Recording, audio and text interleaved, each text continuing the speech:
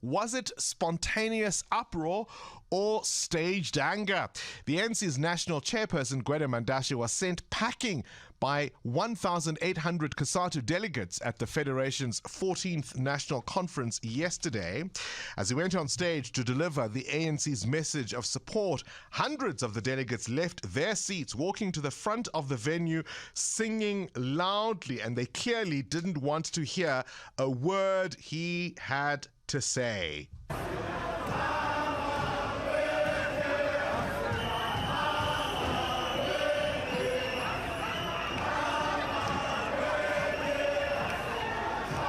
Hamba Gwede is what they were singing. Hamba Gwede, go away Gwede. Dr. Sthembiso Bhengu joins us now, the director of the Chris Hani Institute. Thank you so much for your time and welcome to 702 Breakfast. Good morning to you, Bongane, and good morning to your listeners. What does this humiliation mean for the ANC and the future of the alliance? Well, this is obviously it's a significant event, but we have to look at it in context. If you remember, party is now predominantly public sector union workers, and also the workers of the ANC, by the way, that there's a long story of not being paid by the ANC, are also members of NAU. And so this is essentially the bubbling of the frustration of workers with, specifically with the ANC, by the way, that Cosatu has consistently supported, elected, given them a mandate, and probably a sense that when they are elected, then they then forget the workers and essentially do the opposite. And so this is almost the coalescing of the frustration of public sector workers, but also even shop stewards and workers represent even the workers who work for the ANC itself. And so this is the flowing out of it.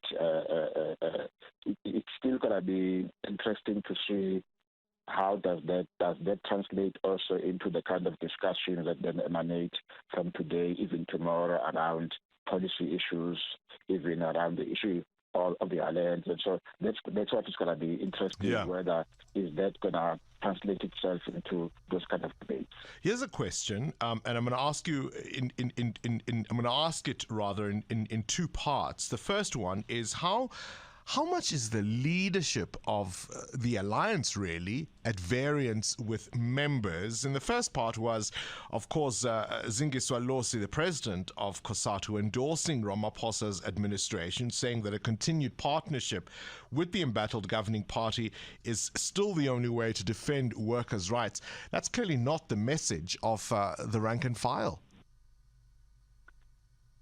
Well, I think obviously, President Losi is presenting a picture in the context of the South African politics.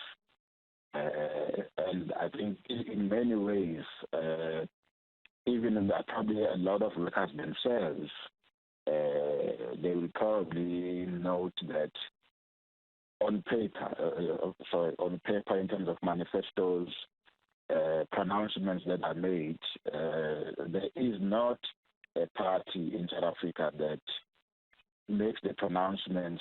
It's another issue whether then they carry them out, but in the pronouncements themselves, there's probably not yet a party in the pot that is still in the political game right now that really represents, that even says things that make sense to workers. And so I think that's where the leadership comes, but obviously we know that the actual experiences are not necessarily what has been to the interests of this significant constituency, which is why, effectively, the point that I made earlier that what is going to be more interesting is whether the frustration boils beyond just the issue of collective bargaining issues to actual broader transformational issues that really drive policy and even bigger issues around transforming society.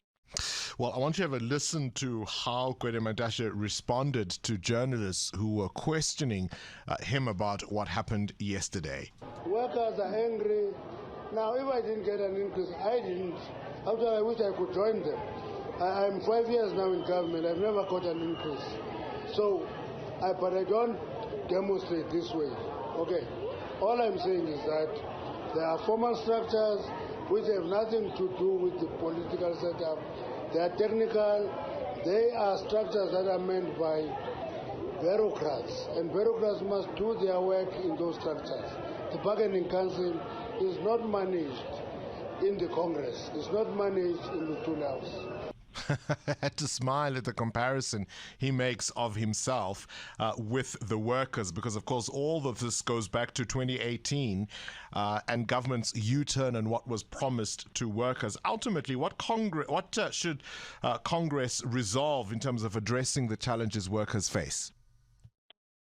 Well, I think the key task of this Congress, obviously, is to be able to look at the policy documents that they have drafted and essentially have really robust discussions.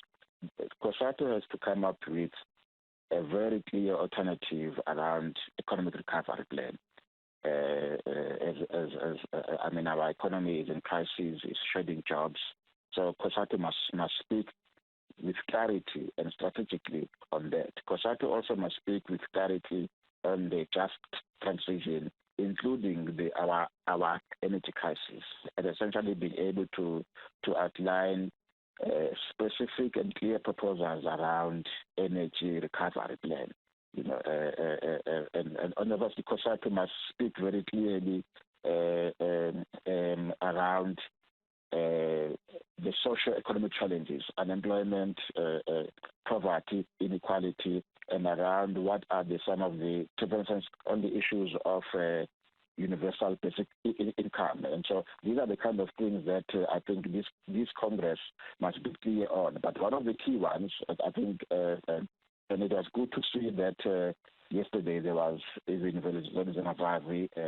at the Congress. There was also a producer there, and I think today now two people will also be there. And so the issue of really beginning to craft around what are areas of commonalities, not just within Cosatu, but with Cosatu and other federations, because I think the issue of unity of all of these workers and trade unions is probably also one of the main key important tasks that they must be able to address, to really workers as a whole, to really fight the challenges that are facing workers today. All right, Dr. Sthembiso Mbengu there. Thank you so much for your time, Director of the Chris Hani Institute, Dr. Sthembiso Mbengu.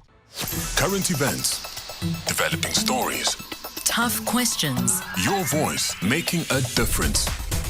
This is Breakfast with Bongani Bingwa.